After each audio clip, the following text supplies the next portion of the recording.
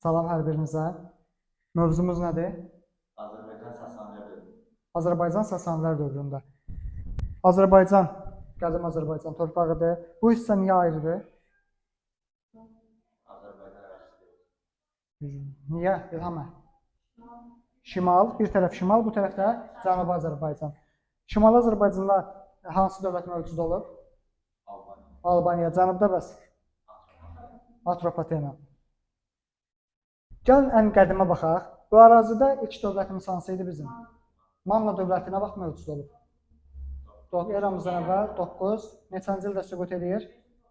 Deməli, Manna dövləti eramızdan əvvəl 9-cu əsr yaranır, eramızdan əvvəl 590 süqut edir. Manna hansı ərazidə yaranmışdı? Şimal yoxsa cənubda? Hansı gölün hövzəsində? Deməli, bura nə gölüdür? Urmiya gölünün ətrafında yaranmışdı. Manna dövlətinin paytaxtı, danışmışkən deyək, İzirtu. Manna dövləti 590-cı ildə eramızdan əvvəl kimi süqut elətdirdi? Hansı dövlət? Media dövləti. Bu ərazilərə artıq bir müddət Media hökm eləyir və Mediadan sonra hansı dövlət gəlir? Əhəmənilər dövləti aqibəti necə olur? İskəndər. Deməli, hələ ki gəldik. Mannadan əvvəl nə var idi? Dövlətimizdən əvvəl nə var idi? Onu da deyək. İlk dövlət qurumlarımız var idi. İlk dövlət qurumlarından sonra gəldi. İlk dövlətimiz Manna. Mannanın yerinə bizim dövlət deyil, Media, Əhəməni, Makedoniyalı İskəndər imperiyası hakim oldu. İskəndər ölümündən də sonra Azərbaycanda iki dövlət yaranır. Hansılardır? Albaniya və Atropatena. Deməli, şimalda hansı yaranır? Şimalda Albaniya, cənubda Atropatena.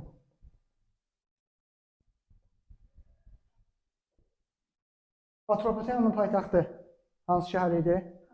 Qazaka. Albaniyanın paytaxtı Qəbələ şəhəri idi. Bu dövlətlər mövcud olur. Daha sonra Atropatena dövlətinin varlığına kim son qoyur? Parfiya dövləti. Parfiya neçənci ildə? Eramızın 20-ci ildə Parfiya tərəfindən Atropatena dövlətinin varlığına son qoyulur. Bundan sonra cənub ərazilərimiz hansı dövlətin tərkibinə keçir? Parfiya artıq ərazi olaraq Atropatena sözü qalır. Amma dövlət ənənəçiliyinə son qoyulur. Atropatena dövlətçiliyi, belə deyək, 20-ci ildə sona çatandan sonra ərazi olaraq Parfiyanın tərkibinə qalır. Neçənci ilə qədər?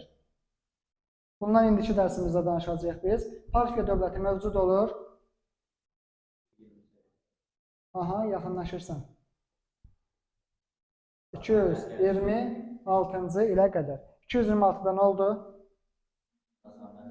Sasanilər tərəfindən Parfiya dövlətinin varlığına son qoyulur. Bundan bir il sonra da nə olur?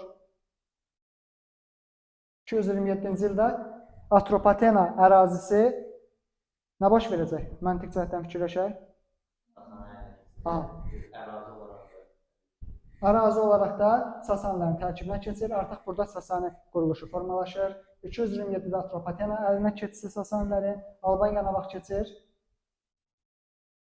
260-da Albaniya. Deməli, burada illərimiz nə oldu? Parfiya 226-da süqut elədi. Sasanlar dövləti 227-də Atropatenanın öz tərkibinə qatdı. Albaniyanı da nə vaxt tərkibinə qatdılar? 262-ci ildə. İndi gəlin Sasanlardan danışaq. Sasanlar gəlirlər, ərazimizə gəlirlər. Özlərlə nələr gətirirlər? Yeni bir nə formalaşır? Sasanların gəlişi ilə. Azərbaycanda feodalizmdən danışacağıq biz. Feodalizm quruluşu artıq yaranmağa başlayır 3-cü əsrdə. Quldarlıq ləğv olur, bəli. Sonra köçürmə siyasəti, Sasanların köçürməsi. Nədir bu? Niyə köçürürlər əhalisini sizcə? Fikirləşək görək. Əla. Özlərinə mövqe qazandırmaq üçün Azərbaycanın cənubundan nə dilli tayfaları gətirirlər? Fars tayfalarını köçürdürlər Şimali Azərbaycan, bu hissə Cənubi Azərbaycan ərazisinə ki, burada özlərinin etnik dayaq yaratsınlar. Bir də şimala niyə köçürürlər? Buradan nə var idi ki? Dərbənd səddi, Dərbənd ərazisi var idi burada. Hələ Dərbənddən danışaq. Dərbənd səddindən də birazdan danışacağıq. Dərbənddən kimlər hücum eləyir? Albanlara kimlər hücum eləyir? Danışmışıq.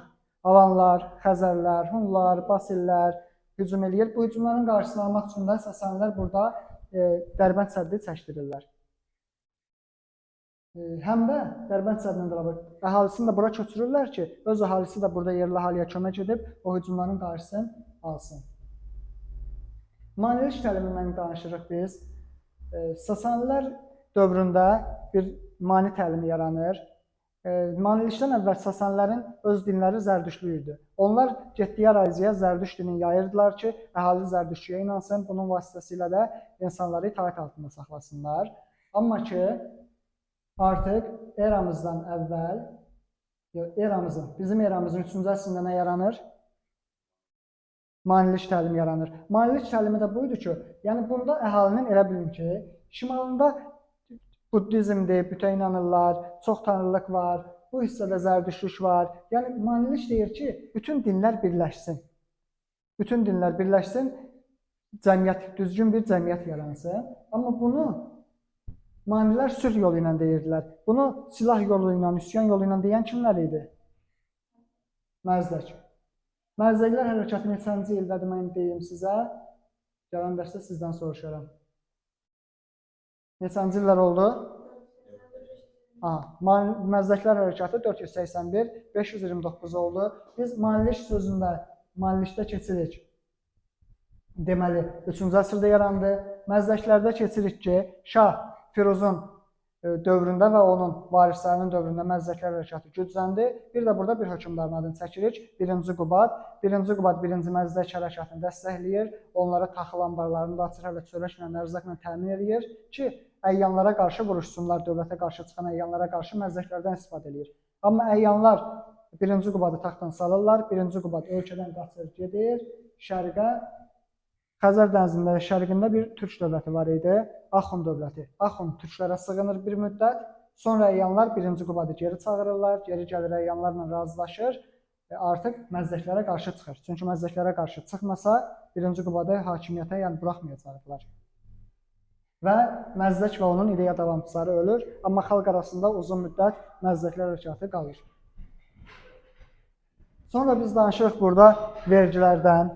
Deməli bir dövlət hansısa bir əraziyə gəlib hücum eləyirsə, buradan özünə görə vergi də almalıdır əhalidən. Xaraq vergisi var, torpağa görədir. Bir də gezit vergisi.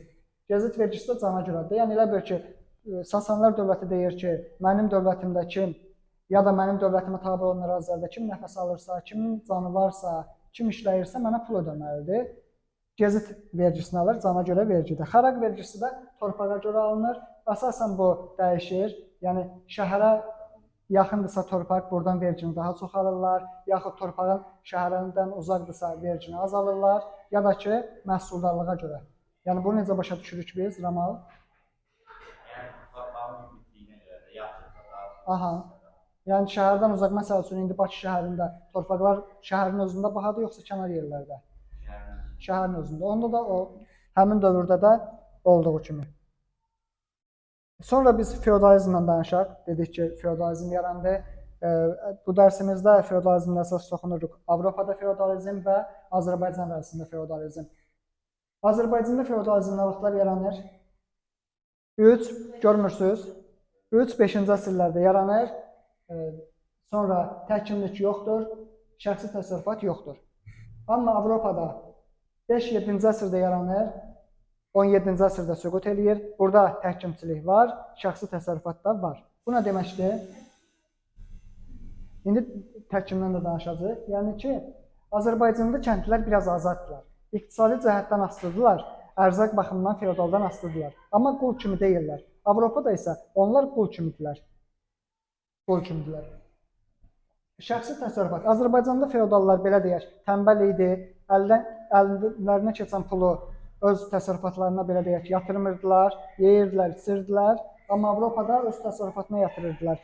Sahəsi üçün, məsəl üçün, bir ərazisindən 1 ton məhsul götürürsə, deyir, bura suvarma kanalı çəkim, gələn il 10 ton məhsul götürün. Azərbaycanda isə bu yox idi. Şəxsi təsərrüfat demək olar ki, yox kimi idi. Bir də Azərbaycanda feodalizm yeni quruluşdur. Tez yaranır, gec süqut eləyir. Avropada isə gec yaranır, tez süqut eləyir. Feodalizmdən sonra hansı quruluş gəlir? Sosializm quruluşları mövcud olur, amma əsas o deyirlər. İndi biz hansı quruluşda yaşayırıq? kapitalizm quruluşu. Bu quruluşdan danışmışkən ilk quruluş hansı idi? Formasiya, ilk formasiya.